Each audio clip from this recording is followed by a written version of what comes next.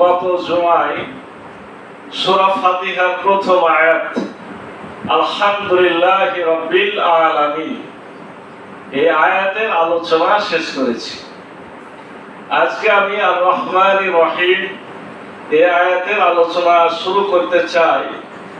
তবে শুরু করার আগে আমরা সূরা ফাতিহার যে প্রথম আয়াতটি আলোচনা করেছি এই বিষয়ে সর্বশেষ একটি কথা বলে আমরা নতুনভাবে দ্বিতীয় আয়াতে যেতে চাই। সেটি হলো এই যে সূরা ফাতিহার প্রথম আয়াতে যেটা আমরা শিখলাম, শুনলাম, জানলাম, সেটা হলো মূলত রবের কথা, রবের প্রশংসা। তিনি একমাত্র রব, একমাত্র প্রশংসা তার। সে রব কত বড়, জগৎ সমূহের তিনি প্রতিপালক, কত বড়, কত মহৎ, কত মর্যাদাবান, তার সাম্রাজ্য কত বিশাল। এই বিষয়ে আমরা আলোচনা করেছি যে এটার কোনো শেষ কিনারা চিন্তা করার সুযোগও আমাদের নাই। এখন কথা হলো তাহলে এই আকীদা, এই বিশ্বাস, এই রবের বিশালত্ব, মহানত্ব সম্পর্কে আমাদের ভিতরে কতটুকু মজবুতি থাকা দরকার। এই বিষয়ে শুধু আমি সূরা হামিম আস-সাজদার একটি আয়াত বলতে চাই। সেখানে রব্বুল আলামিন বলছেন, ইন্নাল্লাযীনা ক্বালু রাব্বুনাল্লাহ, নিশ্চয় যারা বলে আল্লাহই আমাদের রব, সুম্মাস্তাকামু, তারপরে তার উপরে দৃঢ় থাকে, তাতানাজ্জালু আলাইহিমুল মালায়েকা, তাদের উপরে ফেরেশতারা নাজিল হয়। খেয়াল করেন যে একটা আয়াতের উপরে যদি আমল মজবুত হয়ে যায়, কত বিশাল ঘোষণা আল্লাহ দিচ্ছেন। যারা ঘোষণা করবে আল্লাহ আমাদের রব, তারপর তার উপর ইস্তেকামাত হবে, দৃঢ় হবে, তাতানাজ্জালু আলাইহিমুল মালায়েকা, তাদের উপরে ফেরেশতারা নাজিল হয়। তাদের কাছে ফেরেশতারা আসে সোজা ভাষায়, কি বলে?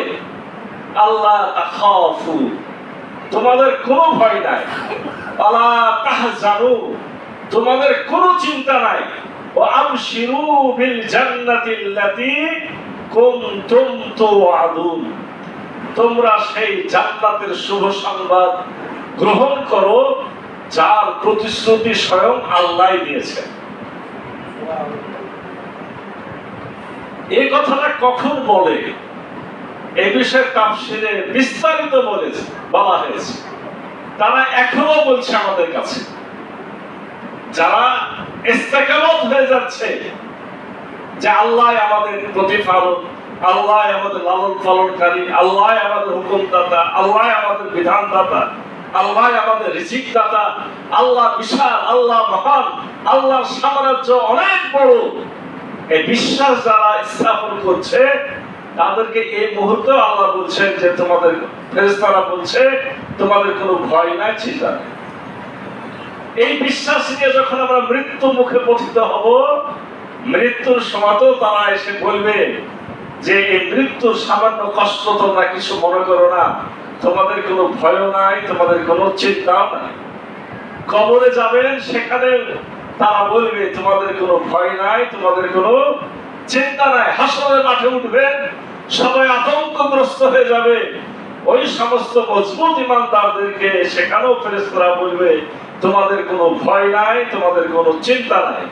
মিজানের মানদণ্ডে যখন নেকি মাপা হবে, তখনও তারা এসে বলবে তোমাদের কোনো ভয় নাই, তোমাদের কোনো চিন্তা নাই। ঠিক একইভাবে যখন সেরা আমরা পার হব, তখনও সেখানে তারা এসে বলবে তোমাদের কোনো ভয় নাই, চিন্তা নাই। ওই ফেরেশতাদের সাথে আমাদের পরিচিতি এমন হয়ে যাবে, তাদেরকে দেখলেই বিশ্বাস জেগে যাবে যে আর আমাদের টেনশন নাই। সুবহানাল্লাহ। তাদের জানাই দিবে তোমাদের ভয় নাই, চিন্তা তো নাই, তোমরা সেই জান্নাতের শুভ সংবাদ গ্রহণ করো যার ওয়াদা আল্লাহ করেছেন। নাহনু আউলিয়াউকুম ফিল হায়াতিদ দুনিয়া, আমরা ইহকালেও তোমাদের সঙ্গী। তার মানে এই দুনিয়া তো তারা আমাদেরকে বলছে, এই দুনিয়া তো তারা বলে, আবার বলছে নাহনু আউলিয়াউকুম ফিল হায়াতিদ দুনিয়া ওয়া ফিল আখিরাহ, আখিরাতে আমরা তোমাদের সাথেই থাকব।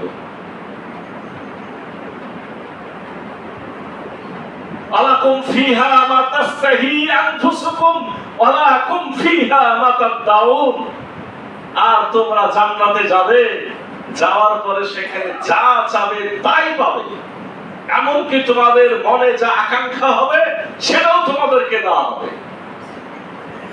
নুজুলাম মিন গফুরির রহিম, কারণ তোমরা আল্লাহর মেহমানে পরিণত হয়ে যাবে। সুবহানাল্লাহ। তাহলে আমরা যে 2-3 দিন ধরে সূরা ফাতিহার একটা আয়াত আলোচনা করেছি, আলোচনা করার পরে আজকে আমরা জানলাম যে শুধু একটা আয়াত, এক আয়াতে এক রব, এই রবের উপরে যদি আমাদের ইস্তেকামত দাঁড়ায় যায় তাহলে কি হবে? আমাদের জন্য মহা শুভ সংবাদ অপেক্ষা করছে।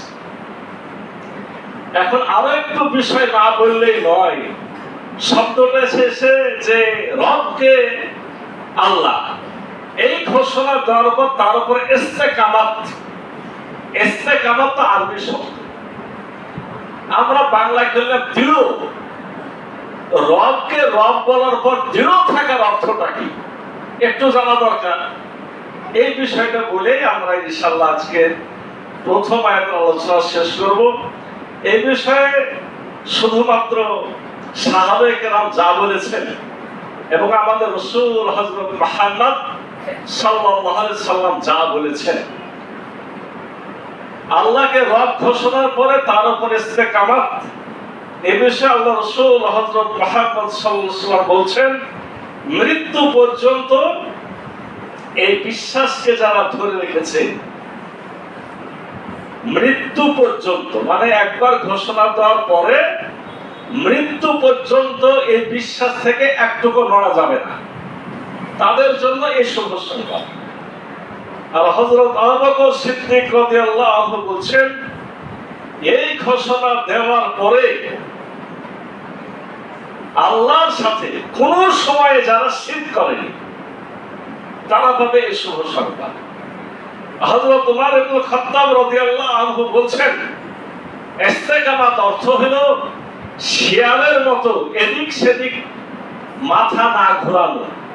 এর ব্যাখ্যাটা হলো, শিয়াল যখন রাস্তা পার হয়, কোথায় বিপদ, কোন দিকে বিপদ, কে দেখছে, চারিদিকে শুধু এদিক সেদিক তাকাতাকি করে। ওমর রাদিয়াল্লাহু আনহুর এই বক্তব্যের অর্থ হলো, আল্লাহকে রব ঘোষণা দেওয়ার পরে আর কোন দুনিয়ার কোন শক্তি, আর কোন দুনিয়ার কোন শঙ্কা আশঙ্কা, আর কোন দুনিয়ার পরাজয়ের চিন্তা তার মধ্যে ঢুকেনি। সে তো জানে আমার রব আল্লাহ, কোন দিকে মাথাকে ঘুরায় না, কোন দিকে সাহায্য নিতে যায় না, কোন দিকে মাথা নিচু করে না, রুকু করে না, সিজদা করে না, প্রার্থনা করে না। এটা হলো আল্লাহকে রব ঘোষণার পর ইস্তেকামত থাকা। হযরত উসমান রাদিয়াল্লাহু আনহু কি বলছেন? তিনি বলছেন, নিজের আমলকে আল্লাহর জন্য নির্দিষ্ট করে নেওয়া। আমলকে শুধুমাত্র আমলের সময় আমি সালাত পড়ি, সিয়াম করি, হজ করি, যাকাত দিই, দান করি, সদকা করি, যে ভালো কাজই করি না কেন, শুধুই মাত্র আল্লাহর সন্তুষ্টির জন্য সেটা সম্পাদন করা। আর আপনার হযরত আলী রাদিয়াল্লাহু আনহু বলছেন, আল্লাহর বিধিবদ্ধ ফরজ সমূহ আনুগত্যের সাথে পালন করা। যত ফরজ আছে সকল ফরজ আল্লাহর আনুগত্যের সাথে সম্পাদন করা। এই কাজগুলো যদি আমাদের দ্বারা সম্পাদিত হয়, আমাদের জন্য সফলতার কোনো শেষ নাই। রব্বুল আলামিন আমাদেরকে এই প্রথম আয়াতের এই শিক্ষা গ্রহণের তৌফিক দান করুন। সকলে বলি আল্লাহুম্মা আমিন। আসল দ্বিতীয় আয়াত, আর রহমানির রহিম, পরম দয়ালু দাতা আল্লাহর নামে। যিনি পরম দয়ালু এবং দাতা। সেই বিশ্বজাহানের প্রতিপালক কেমন, তারই গুণ হলো দ্বিতীয় আয়াত, তিনি হলেন পরম দয়ালু এবং তিনি পরম দাতা। আমরা যখন বিসমিল্লাহির রহমানির রহিম আলোচনা করেছি সেখানে বিস্তারিত বলেছি। আজকে এই আয়াতটা এই জন্য সংক্ষেপে আলোচনা শেষ হবে। এই আয়াত বলার পরে মাথাতে এতটুকু রাখতে হবে যে আল্লাহ পরম করুণাময়, একই সাথে তার করুণা অবিরত ধারায় সর্বসময় আমাদের উপর বর্ষিত হতেই আছে। আল্লাহর করুণা সবসময় আমাদের উপর নাজিল হতেই আছে। আল্লাহর দয়া যখন আমরা উপলব্ধি করব, তখন আমরা আল্লাহর এই অবিরত অনুগ্রহকে স্মরণ করব। এমনকি যদিও আমাদের কেউ কেউ তার অবাধ্যচারণ করছে, সেদিকে আমাদের তাকানোর সুযোগ নাই। আমি চিন্তা করব যে আমার আল্লাহ আমার উপরে সব সময় খোঁজ রাখছেন এবং আমাকে রহমতের অবিরত বাড়ি ধারায় সবসময় সঞ্জীবিত রাখছেন। এই আয়াত যখন পড়ব, তখন সাথে সাথে আমাদের কিছু আমল আছে। আমলের প্রথমটা হলো যে আমার পরিবার, আমার বন্ধু, আমার সমাজ, আমার প্রতিবেশী, আমার সহকর্মী, সকলের উপরে আমাকে অনুগ্রহশীল হতে হবে। আল্লাহ যেহেতু আমাকে করুণা করেন, আমারও একটা নিজের চরিত্র হতে হবে। আমিও আমার সাধ্য মতো আমার আশেপাশের সবার উপরে এরকম করুণার দৃষ্টিতে দেখবো বা তাকাবো। কেন? রব্বুল আলামিন সূরা বাকারাতে বলছেন, সিদকাতাল্লাহ ওয়া মান আহসানু মিনাল্লাহি সিদকাতাও ওয়া নাহনু লাহু আবিদুন। আল্লাহর রং, আল্লাহর রঙের চাইতে উত্তম রং আর কি হতে পারে? অতএব তোমরা নিজেদেরকে আল্লাহর রঙে রঙিন করো। সুবহানাল্লাহ। আল্লাহর রং মানে আল্লাহর যে আচরণগুলো আল্লাহ বলেন যে আমি এরকম, যেটা আমাদের জানাই দিয়েছেন, সেই গুণ আমার ভিতরে জারি করার চেষ্টা, এটা হচ্ছে আল্লাহর রঙে রঙিন। আল্লাহ যদি এত দয়াশীল, করুণাশীল, রহমশীল হয়ে থাকেন, তাহলে আমার ভিতরে সেই করুণা, রহম যথাযথ মাত্রায় এই গুণ অর্জনের আমাদের চেষ্টা করতে হবে। কেন চেষ্টা করতে হবে? ব্যাপারটা হলো এই যে আমি যখনই আপনার আল্লাহর করুণা পেতে চাব, আমি তো চাই আল্লাহর করুণা আমার উপরে আসুক, কিন্তু এই আমলটা যদি না থাকে, কোন আমলটা? আল্লাহ রাসূল হযরত মুহাম্মদ সাল্লাল্লাহু আলাইহি সাল্লাম বলছেন, মাল্লা ইয়ারহামুন নাস লা ইয়ারহামুল্লাহ।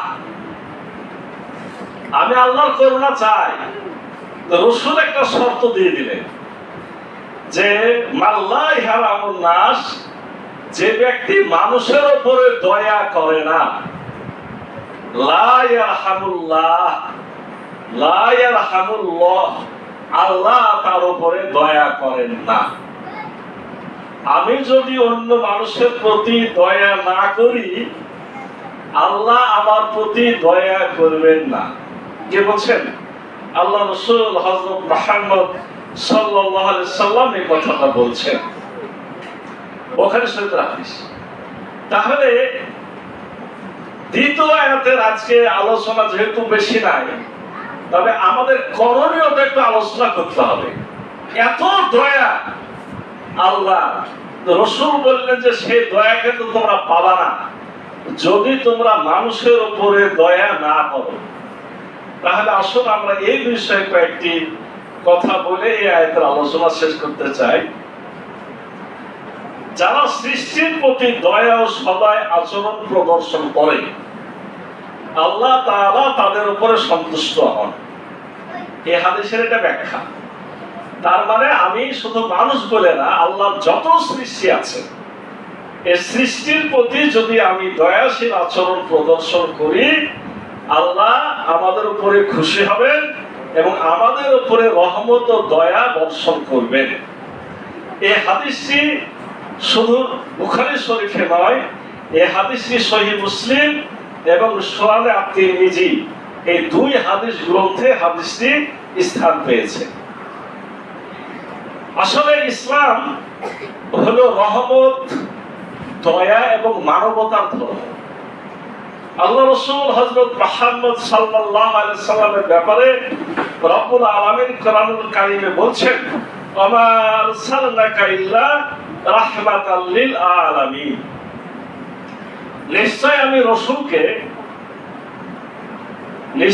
রাসূলকে বিশ্ববাসীর জন্য রহমত স্বরূপ পাঠিয়েছি। রব্বুল আলামিন যে দয়া করেন, এই দয়ার একটা বড় পরিচয় হলো আমাদের রাসূল হযরত মুহাম্মদ সাল্লাল্লাহু আলাইহি ওয়াসাল্লামকে আমাদের কাছে পাঠিয়েছিলেন, এবং তিনিও ছিলেন রাহমাতাল লিল আলামিন, বিশ্ববাসীর জন্য রহমত স্বরূপ। আমাদের রাসূল হযরত মুহাম্মদ সাল্লাল্লাহু আলাইহি সাল্লাম যে নবুয়ত রিসালাত পেলেন, তার আগে কি করেছিলেন আমরা আলোচনা করেছি। তিনি মানুষের কল্যাণের চিন্তাতেই ব্যস্ত ছিলেন। তার মানে রিসালাতের আগমনটা হয়েছে মানুষের কল্যাণ, রহমত, দয়া করার জন্যই। একজন মুমিনের চরিত্রে দয়া, সহানুভূতি ও মানবিকতা থাকা এর জন্য কি অপরিহার্য। এই হাদিসটির অন্তর্নিহিত দাবি কি? যে মানুষের প্রতি দয়া করা, এটা ঈমানের দাবি।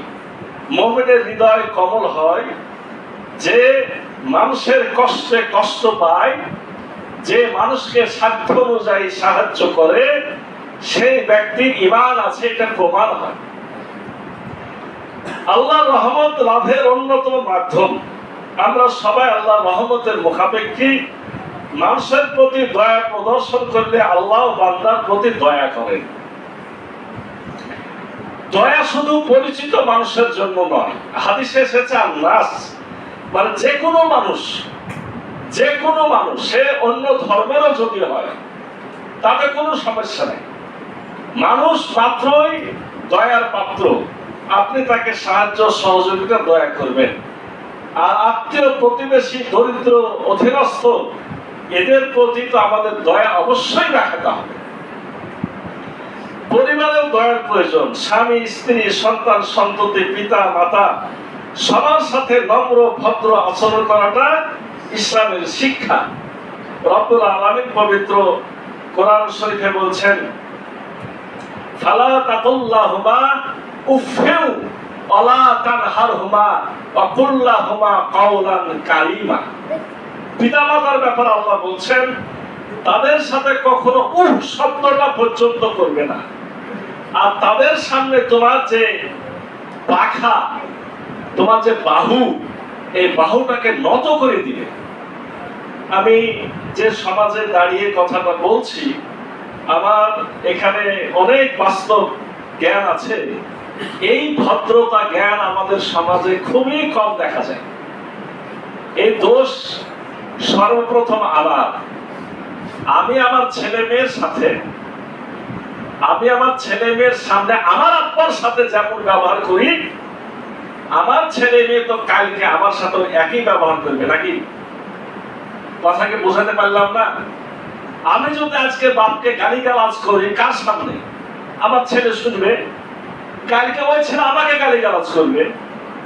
দোষটা কার? প্রথমে দোষটা আমার। এই পরিবর্তনটা আমাদের আনতে হবে। পিতা মাতার সাথে নম্র স্বরে, ভদ্রভাবে, দয়ার সাথে কথা বলার জন্য রব্বুল আলামিন নিজে নির্দেশনা দিয়েছেন। আমি যে আয়াতটি পড়েছি, এটা হলো সূরা বনী ইসরাঈলে, এইভাবেই বলা হয়েছে। সম্মানিত উপস্থিতি, এই হাদিস থেকে তাহলে আমরা আর কি শিখলাম? যে মানুষ, প্রাণী, সমগ্র সৃষ্টির প্রতি দয়া প্রদর্শন করা মুমিনের অন্যতম প্রধান গুণ। অপরের প্রতি ক্ষমা ও দয়া দেখালে মহান আল্লাহর রহমত লাভ সহজ হয়।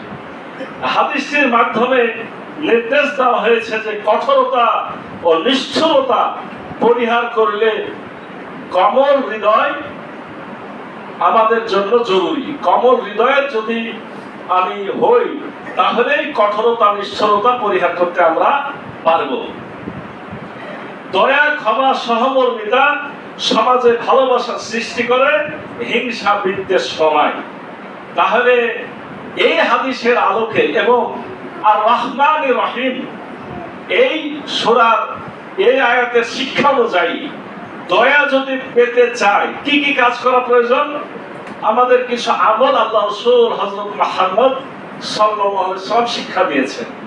অসুস্থ ব্যক্তির খোঁজ খবর নেওয়া, দরিদ্র অসহায়কে সাহায্য করা, ছোটদের স্নেহ করা, বড়দের সম্মান করা। ছোটদের স্নেহ করা, আদর করা। আমি তো বাইরের লোকদের কথা বলবো না, বাইরে আমি তো বেশি ঘোরাঘুরি করি, ওরা বেনামাজি, ওরা ইসলাম মানে না, তারা কি করবে? আমি আমার মসজিদের মধ্যে অনেক নামাজি মানুষকে, ছোট ছোট বাচ্চারা নামাজে আসলে তাদের সাথে যে আচরণ হয়, একই কথা তো বারবার বলাটা বেকুবি। এই কথা আমি এই মেম্বারে দাঁড়িয়ে আগেও বলেছি। আরে ও তো ভুল করতেই পারে, ছোট ছেলে, তাকে আপনি আদর করে কি শিক্ষা দিচ্ছেন, এটা হচ্ছে বড় কথা। কিন্তু তাদেরকে আল্লাহ রাসূল হযরত মুহাম্মদ সাল্লাল্লাহু আলাইহি ওয়াসাল্লাম শিক্ষা দিলেন যে ছোটদেরকে স্নেহ করা, বড়দেরকে সম্মান করা। আমরা স্নেহ করার ভাষাটাই তো জানি না। আল্লাহ রাসূল এইভাবে নামাজ পড়াতেন, ইমাম হাসান হোসেন এসে খাড়ের উপরে চড়ে বসে যেত। আল্লাহ রাসূলের সিজদা থেকে উঠতে দেরি হতো। বাচ্চাদেরকে আসতে না দিলে তারা শিখবে কিভাবে? আমরা অনেক যুক্তি দিই যে বাচ্চা আসছে, বাচ্চার বাপ আসে না, আর বাচ্চার বাপ আসে না, ও তো শয়তানকে ধরেছে, ছেলের কাছে তো এখনো ফেরেশতা আছে বলেই তো আসছে। এখন আমি একটু আদর করে তাকে সামাল দিয়ে নিই। এই শিক্ষাগুলো আমাদের কিন্তু গ্রহণ করতে হবে। ভুল কেউ করলে ক্ষমা করার মানসিকতা অর্জন করতে হবে। কর্মচারী অধীনস্থদের সাথে সদাচরণ করতে হবে। রব্বুল আলামিন সূরা আলে ইমরানে বলছেন, আল্লাযীনা ইউনফিকুনা ফিস সাররাই ওয়াদ দাররাই ওয়াল কাযিমিনাল গায়যা ওয়াল আফিনা আনিন নাস আল্লাহু ইউহিব্বুল মুহসিনিন। যারা জান্নাতি মানুষ, তাদের গুণ, তারা সকল অবস্থায়, প্রথমে বলা হয়েছে তারা সকল অবস্থায়, সুখে দুঃখে সকল অবস্থায় আল্লাহর পথে খরচ করে। আর কাজে মিনাল গায়জ, রাগ আসলে রাগকে দমন করে। আর আফিনা আনিন নাস, মানুষদেরকে তারা মাফ করে দেয়। মানুষদেরকে কি করে? মাফ করে দেয়। আপনার কষ্ট হচ্ছে, আপনি মাফ করে দেন, তাহলে মনটা কি হয়ে যাবে? নরম হয়ে যাবে। আল্লাহু ইউহিব্বুল মুহসিনিন, আল্লাহ বলছেন আমি মুহসিন দিগকে ভালোবাসি। এই গুণগুলো যার আছে তারা হলো মুহসিন। কারো কষ্টের কারণ না হয়। আমি যদি কারোর উপকার করতে নাও পারি, আমার দ্বারা কেউ যাতে কষ্ট না পায়, এই চেষ্টাটা আমাদের করে যেতে হবে। এখন প্রশ্ন যে আমি কি পরিবার ও সমাজের মানুষের প্রতি দয়াশীল? আমার আচরণে কেউ কষ্ট পাচ্ছে কিনা? আল্লাহ রহমত লাভের জন্য আমি কি কি পরিবর্তন আমার মধ্যে আনতে পারি? এগুলো একটু চিন্তার বিষয়। এই হাদিসে আমাদের শিখায় মানুষের প্রতি দয়া করা শুধু মানবিক গুণ নয়, এটা আল্লাহ রহমত লাভের অন্যতম মাধ্যম। যে হৃদয়ে মানুষের জন্য মমতা নেই, সে আল্লাহর বিশেষ রহমত থেকে বঞ্চিত হওয়ার ঝুঁকিতে থাকে। তাই আমাদের উচিত দয়া, সহানুভূতি, উত্তম আচরণের মাধ্যমে রাসূল সাল্লাল্লাহু আলাইহি সাল্লামের আদর্শ অনুসরণ করা। এই বিষয়ে আল্লাহ রাসূলের হাদিস থেকে আমরা একটা দোয়া শিখতে পারি, আল্লাহুম্মা আজআলনা মিনার রাহিমিন। হে আল্লাহ, তুমি আমাদের হৃদয়কে দয়ালু বানিয়ে দাও। ওয়ারহামনা বিরহমাতিকা ইয়া আরহামার রাহিমিন। এবং মহান রব্বুল আলামিনের দয়া আমাদের জন্য নির্ধারিত হয়ে যায়। আল্লাহ রাসূল হযরত মুহাম্মদ সাল্লাল্লাহু আলাইহি ওয়াসাল্লামের এই হাদিসটি মর্মার্থ যদি চিন্তা করি তাহলে আরো কিছু বিষয় পাই। এটি চরিত্র ও পারস্পরিক লেনদেনের একটি মহান মূলনীতি, যেখানে নবী সাল্লাল্লাহু আলাইহি ওয়াসাল্লাম নিশ্চিত করেছেন যে কর্মের ফল কর্মের অনুরূপী হয়ে থাকে। মানে আমি দয়া করলে আমিও দয়া পাবো, মানুষ দয়া না করলেও আল্লাহ দয়াটা দিবে। যে ব্যক্তি মানুষের সাথে দয়া, কমলতা ও সহানুভূতিশীল আচরণ করে, আল্লাহ তার প্রতি রহমত বর্ষণ করেন এবং তাকে উত্তম প্রতিদান দেন। আর যে ব্যক্তি নিজের হৃদয় থেকে দয়া সরিয়ে নেয় এবং দুর্বলদের প্রতি সদয় হয় না, সে আল্লাহর রহমত থেকে বঞ্চিত হয়। সম্মানিত উপস্থিতি, দয়ার ক্ষেত্র তাহলে আমরা কি কি পেলাম? দয়া শুধু পরিবার পরিজন বন্ধুদের জন্য নয়, এটি সমাজের সব দুর্বল এতিম মিসকিন এবং অবলা প্রাণীর জন্য প্রযোজ্য। মানুষের সাথে কঠোরতা না করে কমল ও নম্র ব্যবহার করা সুন্নাত। কমলতা সম্পর্কে দ্রুত দূর করে। আল্লাহ রাসূলের হৃদয়টা খুবই কমল ছিল। এ ব্যাপারে আপনার সূরা আলে ইমরানের 159 নম্বর আয়াতে রব্বুল আলামিন আল্লাহ রাসূল সাল্লাল্লাহু আলাইহি সাল্লামের চরিত্র কেমন ছিল ব্যাপারে বলছেন, ফাবিমা রাহমাতিন মিনাল্লাহি লিনতা লাহুম ওয়ালাউ কুনতা ফাজ্জান গালিজাল কলব লানফাজ্জু মিন হাওলিক ফাআফু আনহুম আস্তাগফির লাহুম ওয়াশাবিরহুম ফিল আমর ফাইজা আযামতা ফাতাওয়াক্কাল আলাল্লাহ ইন্নাল্লাহা ইউহিব্বুল মুতাওয়াক্কিলিন। আল্লাহ রাসূল কেমন ছিলেন? আল্লাহ নিজে বলছেন, ফাবিমা রাহমাতিন মিনাল্লাহ, আল্লাহ তার অন্তরের মধ্যে রহমত দয়া ভরপুর করে দিয়েছিলেন। ওয়ালাউ কুনতা ফাজ্জান গালিজাল কলব, যদি তার অন্তরটা শক্ত হতো, লাম ফাদ্দু মিন হাওলিক, মানুষেরা তার কাছে ভিড়তো না, সব দূরে সরে যেত। তার মানে তার দ্বারা নবুয়তের কাজ করা সম্ভবই হতো না। এজন্য রব্বুল আলামিন তাকে নির্দেশ দিচ্ছেন রাসূলুল্লাহকে, ফাফু আনহুম, তুমি তাদেরকে মাফ করে দাও, আস্তাগফির লাহুম, তাদের জন্য ক্ষমা চাও, ওয়াসাবিরহুম ফিল আমর, যখন কোনো কাজ করো একটু পরামর্শ করে করো, ফাইজা আযামতা ফাতাওয়াক্কাল আলাল্লাহ, আর যখন সিদ্ধান্ত হয়ে যায় কোনো কাজে, ওই কাজটা করার সময় আল্লাহর উপরে ভরসা করো, ইন্নাল্লাহা ইউহিব্বুল মুতাওয়াক্কিলিন, নিশ্চয় আল্লাহ আল্লাহর উপর ভরসাকারীদেরকে অত্যধিক ভালোবাসেন। এই গুণগুলো রাসূলুল্লাহ ছিল। আমরা যদি আল্লাহর গুণে নিজেকে রঙিন করতে চাই, তো রাসূলুল্লাহর গুণে নিজেকে রঙিন করতে হবে না? তার মানে এই গুণগুলো আমাদেরকে অর্জনের জন্য সদা সর্বদা চেষ্টা করতে হবে। যার হৃদয়ে দয়া মায়া নেই, আল্লাহ রহমত থেকে সে দূরে সরে যায়, আর আল্লাহ রহমত ছাড়া কেউ জান্নাত লাভ করতে পারবে না। খেয়াল করেন তাহলে রহমানের রহিম এর শিক্ষা কত দূরে আসলো, যে রহম যে নিব আল্লাহ, এজন্য আমাকে অন্যের সাথে রহম করতে হবে। এরপরে এখন যে কথাটা আসলো, যে ব্যক্তি হৃদয়ে দয়া মায়া নাই, সে আল্লাহ রহমত থেকে দূরে চলে যাবে। আর যে আল্লাহ রহমত থেকে দূরে চলে গেল, তার জন্য জান্নাত পাওয়ার আর কোনো সুযোগ নাই। এজন্য আমাদের কিছু প্র্যাকটিস করা দরকার। প্রতিদিন অন্তত একজন মানুষের সাথে কোন উপকার করতে না পারলেও হাসি মুখে কথা বলা, নরম ভাষায় কথা বলা, আমার অধীনস্থ কোন দুর্বল মানুষকে দেখলে তার ভুল ত্রুটি ক্ষমা করার মানসিকতা অর্জন করা।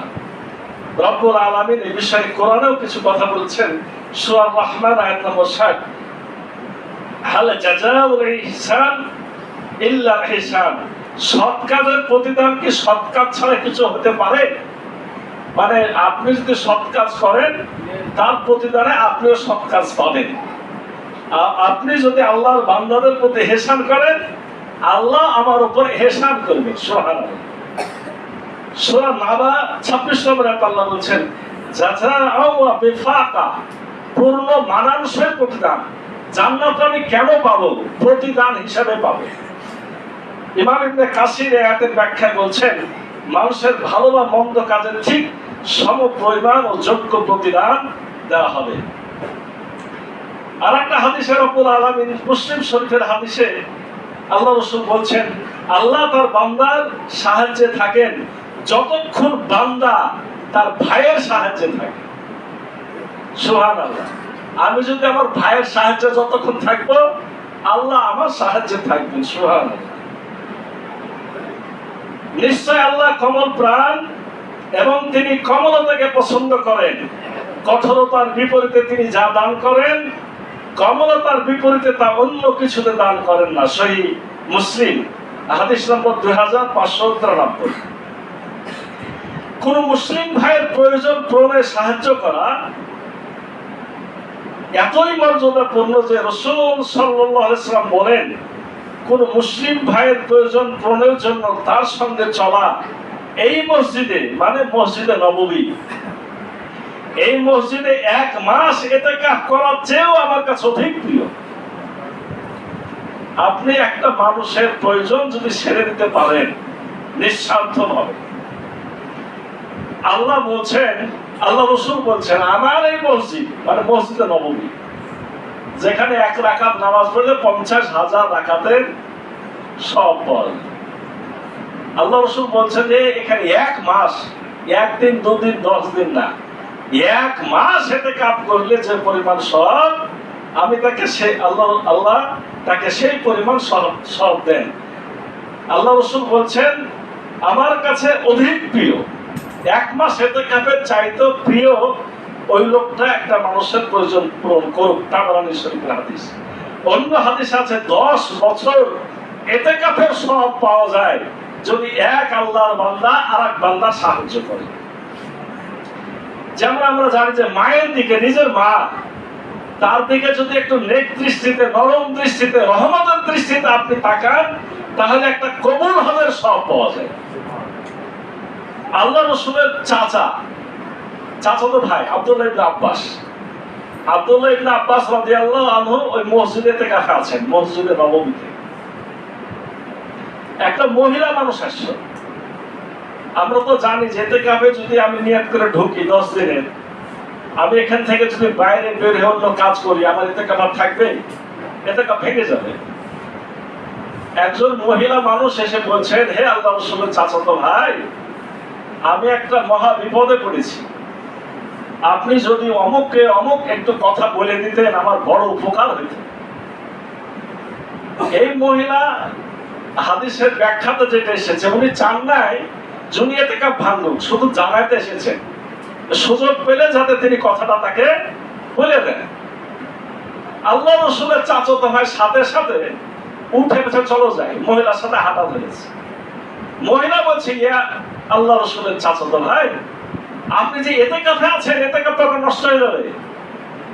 বলছে তখন আব্দুল্লাহ ইবনে আব্বাস রাদিয়াল্লাহু আনহু বলছে, ওই কবরে যিনি শুয়ে আছেন, মানে যারা গেছেন তারা তো জানেন, যেটা রাসূল সাল্লাল্লাহু আলাইহি ওয়াসাল্লামের যে জায়গাতে নামাজ পড়তেন, মসজিদ নববীর মূল জায়গা, ওটা আর কবর একেবারে সামনাসামনি আর কি, পাশে। মনে করেন যে এখানে আছেন, ওই সামনে ওখানে কবর দেখা যায়। তো ওই কবরে যিনি শায়িত আছেন, আমি তার মুখে শুনেছি যে কেউ যদি কোনো মুসলমান ভাইয়ের প্রয়োজন পূরণ করে দেয়, তার জন্য জাহান্নাম 3 খন্দক পরিমাণ ধরে শুনে দেয়। তাহলে পরে আপনার এই যে মানুষের প্রয়োজন পূরণ করা, মানুষের সাথে ভালো আচরণ করা, এই সমস্ত শিক্ষাগুলো যদি আমরা অর্জন করতে পারি, তাহলে আর রহমান রহিমের শিক্ষাটা আমরা পুরোপুরি পাবো। এখন এই দয়া কতটুকু, এই দয়া মুসলিম বা নিজের আত্মীয়র জন্য নয়, হাদিসের মূল ফিল আর্থ, জমিনে যত কিছু আছে, অর্থাৎ মানুষ, পশু পাখি, এমনকি গাছপালা, জীবজন্তু, সকলের প্রতি দয়া করতে হবে। আমরা প্রত্যেকে আল্লাহ রহমতের মোকাফেক্ষী, নিজেকে আল্লাহ রহমতের যোগ্য করতে হলে প্রথমে মানুষের প্রতি নিজের মনকে নরম করতে হবে। যে ব্যক্তি মানুষের ভুল ত্রুটি ক্ষমা করে না, সংকটে মানুষের উপরে কঠোরতা করে, দুর্বলকে শোষণ করে, সেজন্য নিজেকে আল্লাহর ক্রোধের মধ্যে পতিত করে। মানুষের প্রতি কোমল আচরণ করা ঈমানের গুরুত্বপূর্ণ অংশ। ছোটদের স্নেহ, বড়দের সম্মান, অসহায়দের সাহায্য করা ইসলামের শিক্ষা। কঠোরতা, নিষ্ঠুরতা আল্লাহ রহমত থেকে বঞ্চিত হওয়ার কারণ। সর্বশেষ একটা কথা বলি, এই রহমত তো দূরের কথা, রহমত কখন হয়? মনে করেন যে একজনের প্রাপ্য 5 টাকা, আপনি তাকে অনুগ্রহ করে 6 টাকা দিলে তো অনুগ্রহ করা হয় নাকি বলেন? আমরা প্রাপ্য যেটা মানুষের প্রাপ্য, এই লোকটা এটা পাওনাদার, এটা পাওয়ার যোগ্য, সে প্রাপ্যটাই সঠিকভাবে দিই কিনা, এটা সর্বপ্রথম আমাদের অন্তরে চিন্তা আনতে হবে। যদি কাউরি প্রাপ্য তাকে না দেওয়া হয়, এতে আমার জয় হয় না, বরঞ্চ আমার পরাজয় হয়। আমরা কাউকে কম দিয়ে ঠকাতে পারলে মনে করি জিতি, না, এটা আমার জিতা হলো না, এটা আমার আরো কি হলো, ক্ষতি হলো। আমরা ধনী মানুষ যারা দাপট আছে, হয়তো একটা রিক্সাওয়ালাকে ঠকাই, অনেক দূর চালায় দিলাম, ধমক দিয়ে তাড়ায় দিলাম, সুযোগ পেলে আবার রিক্সাওয়ালা আপনাকে ঠকায়। কেমন ভাবে? যখন দেখে যে চারিদিকে আর রিক্সা নাই, তখন 10 টাকা ভাড়া আবার কি হয়ে যায়, 50 টাকা হয়ে যায়। এক্ষেত্রে আমি বলতে চাচ্ছি না কে ধনী আর কে গরিব, যে যে অবস্থানে আছি কেউ কাউকে যাতে আমরা না ঠকায় সেই ব্যবস্থা করতে হবে। অনেক সময় আমরা মনে করি যে এই লোকটা তো ধনী, এই লোকটা জিনিস চুরি করে খাইলেই বা সমস্যা কি, বা এই লোকটা তো স্বচ্ছ, তার পাওনাটা না দিলেই বা সমস্যা কি। না, কে ধনী কে সচ্ছল, বিশেষ করে এগুলো আবার অনেক সময় নিজেরা আমরা যারা পিতা হয়ে গেছি সন্তান সন্ততির ভাগ দিতে, যে ও তো ভালো আছে ওকে একটু কম দিলাম, না, সুযোগ নেই। কেন সুযোগ নাই? ওয়ারিস আল্লাহর প্রাপ্য, সবাইকে আপনাকে সমান নজরে সমান দৃষ্টিতে দেখতে হবে, এটাই বিধান। আমি এমন মানুষের ভাষা, আমি আমার এই পাড়াতে একদিন একজনের কাছে এরকম শুনছি, সে বলছে যে একজনের টাকা দিয়ে 3 জনকে পুষছি। তার মানে তার কথা দ্বারা বোঝা গেল যে একজনের পিছে যে খরচটা করার কথা, ওই খরচ আমি 3 জনকে চালাচ্ছি। ও মনে করছে যে আমি খুব জিতে যাচ্ছি, না, ও জিতেনি তো, ও তো ঠকেছে। প্রাপ্য যে দেয়নি, এই মজলুম যদি সেদিন খাড়া হয়, তাহলে আমি পাওনা যাচ্ছিলাম, সে দেওয়ার যোগ্যতা ছিল, দেয়নি, তখন সে কি আল্লাহর সামনে জবাবদিহি করতে পারবে? পারবে না। যোগ্য লোকের যোগ্য প্রাপ্য দিতে হবে, এটাই বিধান। আপনাকে যদি কেউ বলে, একটা বিপদের কথা শুনে, আপনাকে কেউ যদি বলে যে ভাই আপনার যা ইচ্ছা তাই দিয়ে, আপনি কি জানেন আপনি আরো মহাবিপদে? কেন আপনি মহাবিপদে বলেন তো? আপনাকে এখন বিচারক করে দিয়েছে সে, আপনাকে বিচারক হয়ে সঠিক ফয়সালা করে তার পাওনাটা দিতে হবে। কেউ যদি না চায়, নির্ধারণ না করে, আপনি নির্ধারণ না করে নেন, আপনি আগে ঠকে গেলেন। আপনি আগে ঠকে গেলেন, যেহেতু আপনাকে বিচারক, আল্লাহ রাসূল হযরত মুহাম্মদ সাল্লাল্লাহু আলাইহি ওয়াসাল্লাম বলছেন যে বিচারকের টেবিলে বসলো সেজন্য তার গলাকে যেন উল্টা, ছুরির উল্টা দিকে জবাই করে দেয়। ছুরির উল্টা দিকে জবাই করা সম্ভব? হয়তো সম্ভব। সে প্রচন্ড শক্তি দিয়ে আপনাকে মারাত্মক কষ্ট দিয়ে জবাই করতে হবে। তাহলে বিচারকের আসনে আপনি যখন বসে যান, তখন কিন্তু আপনার হাতে ফয়সালা, আপনি কারোর জন্য বন্টন করছেন, আপনাকে ন্যায্যতার সাথে, ইনসাফের সাথে বন্টন করতে হবে। আল্লাহ রাসূল নিজে বন্টন করতেন, কোনো কিছু আসলে তারপর আল্লাহর কাছে দোয়া করতেন, আল্লাহ তুমি সাক্ষী থাকো আমি কিছুই রাখিনি। সম্মানিত উপস্থিতি, তাহলে আপনাকে কেউ যদি ছুরি উল্টা পিঠে হত্যা করে, তাহলে যে অবস্থা, আপনি বিচারকের টেবিলে বসে সে অবস্থা। আমাদের এর জন্য বিশেষ করে যারা চায় না, কিছু মানুষ আছে লজ্জাতে চাইল না, এরকম যারা চায় না তাদেরকে খুশি করাটা আমাদের বেশি দায়িত্ব। কেন বেশি দায়িত্ব? ওই বিষয়টা তখন আল্লাহর হাতে চলে যায়। আর যখন আমরা দরাদরি করে আমরা রেট ঠিক করি, তখনও ভাই সতর্ক হতে হবে। কেমন? একটা লোক হয়তো সে পাওনাদার 10,000, কিন্তু সে দরাদরি করছে না কেন? সে হয়তো এ সময় অসহায়, এজন্য আপনি 3,000 বলছি, সে তাতেই রাজি হয়ে যাচ্ছে। এই বিষয়টা দেখা দরকার যে আমি যাকে যে পরিমাণ যোগ্য, যার যতটুকু পাওনা, আগে পাওনা যার যতটুকু প্রাপ্যতা তাকে ততটুকু আগে দিই, তারপরে রহমের প্রশ্ন আরো পরে। এজন্য আমি সর্বশেষ এই কথাটা বলে আমি রহমান রহিম এই আলোচনাটা শেষ করলাম। তবে যেহেতু নতুন আয়াতে যাওয়া সম্ভব হচ্ছে না, আমি এই বিষয়ে আরো 2-1টি কথা, বিশেষ করে রহমান নামের দয়া আর রহিম নামের দয়া কারা পাবে? রহমান নামের দয়া সবাই পায়। যেমন হিন্দু, বৌদ্ধ, খ্রিস্টান, কাফের, মুসলমান, মুশরিক, রহমান নামের দয়া সবাই পায়। এ বিষয়ে সূরা বাকারা 126 নম্বর আয়াতে বলা হয়েছে, হযরত ইব্রাহিম আলাইহিস সালামের উক্তি, ওয়াইজ ক্বালা ইব্রাহিম রব্বিজ আল হাযা বালাদান আমিনা অরযুক আহলাহু মিন সামারাতি মান আমানা মিনহুম বিল্লাহি ওয়াল ইয়াউমিল আখির ক্বালা আমান কাফারা ফাউমাত্তিউহু কলিলা সুম্মা আযতারুহু ইলা আযাবিন নার ওয়া বিসাল মাসির। মানে ইব্রাহিম আলাইহিস সালাম যখন কাবা তৈরি হয়ে গেল, তখন দোয়া করছে, হে আল্লাহ, তুমি এখানকার অধিবাসীদেরকে ফল মূল দিয়ে সাহায্য করো। তবে কাদেরকে দাও? মান আমানা মিনহুম বিল্লাহি ওয়াল ইয়াউমিল আখির, তাদেরকে দাও যারা ঈমানদার এবং আখিরাতে বিশ্বাস করে। কে দোয়া করছে?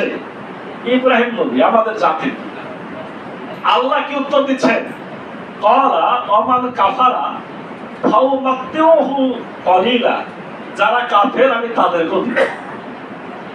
সুম্মা আযতারুহু ইলা আযাবিন নার, তবে তাদের জন্য আছে জাহান্নামের আযাব, অবিসাল মাসির, সেটা খুবই নিকৃষ্ট। তার মানে আল্লাহ বলছেন যে তুমি ইব্রাহিম যে দোয়াটা করলে, খালি ঈমানদারকে দিব না, আমি কাফেরকেও দিব। এটা হলো রহমান নামের গুণ। আমরা সে আলোচনাটা এতক্ষণ করলাম। এই রহমান নামের গুণ দুনিয়াতে আমাদের অর্জন করতে হবে। কাফের, মুশরিক, বেদিন, মুসলমান, ঈমানদার সকলকে তাদের প্রাপ্য পাওনার সাথে সাথে অতিরিক্ত দয়াশীল হতে হবে। কিন্তু কিয়ামতের মাঠে রব্বুল আলামিন রহমান নামটা স্থগিত করে দিবেন। ওখানে তিনি আর রহমান থাকবেন না। তখন শুধু দয়া পাবে হলো আপনার রহিম নামের গুণে শুধু পাবে হলো মুমিন বান্দারা। আল্লাহ তাআলা মুমিনদেরকে অন্ধকার থেকে আলোর দিকে বের করে আনার কার্যক্রম চালু রেখেছেন। যারা আমরা নিজেদেরকে ঈমানদার দাবি করেছি, তাদেরকে আল্লাহ রাব্বুল আলামিন সবসময় চান আমাদের মধ্য থেকে খারাপ দূর হয়ে আমরা অবশ্যই যাতে ভালো হয়ে যায়। এই বিষয়ে সূরা বাকারা 257 নম্বর আয়াতে আল্লাহ বলছেন, আল্লাহু ওয়ালিউল্লাযিনা আমানু ইউখরিজুহুম মিনান নূর ইলাল যুলুমাত। আল্লাহু ওয়ালিউল্লাযিনা আমানু ইউখরিজুহুম মিনাল যুলুমাত ইলান নূর। রব্বুল আলামিন এখানে বলছেন যে যারা ঈমানদার, আল্লাহ তাদেরকে অন্ধকার থেকে আলোর দিকে নিয়ে যান। আল্লাযিনা আউলিয়াহুমুত তাগুত, আর যারা আপনার কাফের, তাদের বন্ধু হলো শয়তান। শয়তান কি করে? শয়তান আলো থেকে অন্ধকারের দিকে নিয়ে যায়। আমরা যেহেতু ঈমানদার, আমাদের বিশ্বাস রাখতে হবে আল্লাহ চান আমরা কি করি, আমরা যাতে অন্ধকার থেকে আলোর মুখ দেখতে পাই, আমরা যাতে ভালো হয়ে যায়। এ বিষয়ে আরো একটা কথা, দুনিয়াতে তো অনেক মানুষ কষ্ট পায়। কষ্ট যে মানুষেরা পায়, আল্লাহ যে এত বড় দয়াশীল, কষ্ট কেন পায়? এর একটা উদাহরণ হলো, যদি চাকর না খেয়ে অসুস্থ হয়, মালিক যদি চাকরের জন্য পর্যাপ্ত খাবারের ব্যবস্থা করেন, খাবার পাশে থাকার পরও চাকর খাবার না খায়, এজন্য কি মালিক দায়ী? এটা একটা বড় আলোচনা। তবে একটা কথা শুধু বলে শেষ করি। বলা হচ্ছে যে দুনিয়ার বুকে যতগুলো মানুষ, সব সময়তে দুনিয়ার উপরে 3 গুণ খাবার জ্বর আছে। 3 গুণ। অনেক মানুষ কেন খেতে পায় না? এটা আল্লাহর দোষ না, আল্লাহর বিধানে আমরা চলি না। কিছু মানুষকে ঠগায়, প্রতারণা করে, ওই জন্য না খাওয়া মানুষগুলা কষ্ট পায়। এজন্য আমাদের কি করতে হবে? আমাদের সবসময় ঈমান, আমাদের সলেহ করে অন্ধকার থেকে আলোর মধ্যে আসার চেষ্টা করতে হবে। আলোর তারতম্য আছে। আপনার অনেক ভালো মানুষ অনেক ভালো আলো পাচ্ছে না, অনেক খারাপ মানুষ কিছু আলো পেয়ে যাচ্ছে। নামাজ কালাম করার পর খারাপ আমরা অনেক সময় থেকে যাচ্ছি।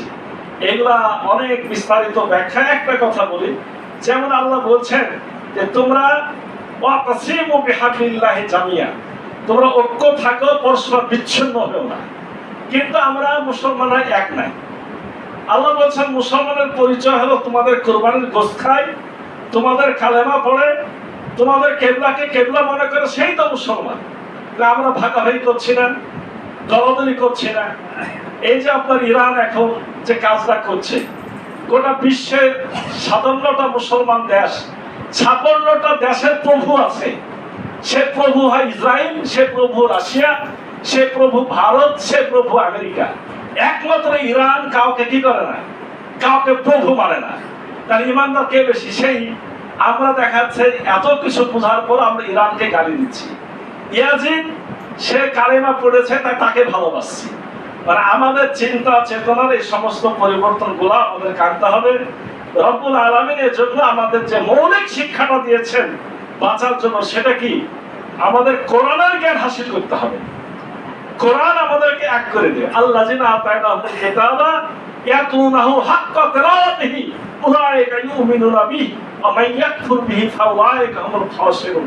এটা অনেক বিস্তারিত ব্যাখ্যা, হলো মৌলিক কথা।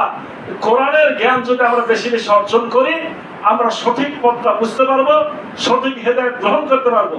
আর কোরআনকে যারা অস্বীকার করে তারাই কাফের। আল্লাহ স্পষ্ট ভাবে সূরা বাকারার 121 নম্বর আয়াতে এটা বলেছেন। আসুন আজকে আমরা রহমানুর রহিম এই আয়াতের আলোচনা করলাম, জানা বোঝার চেষ্টা করেছি। আল্লাহ রাব্বুল আলামিন এই আয়াতের ভিত্তিতে আমাদের জিন্দেগি কেমন হওয়া দরকার সেটা আলোচনা করেছি। আল্লাহ আমাদের পরিবর্তন দান করুন, আমরা আল্লাহ রাব্বুল আলামিনের রহমত দয়া পরিপূর্ণ হাসিল করতে পারি। আল্লাহ সাহায্য আমাদের করুন, আল্লাহ রহমতের ধার আমাদের উপর নাজিল করুন। সকলকে আল্লাহুম্মা আমিন।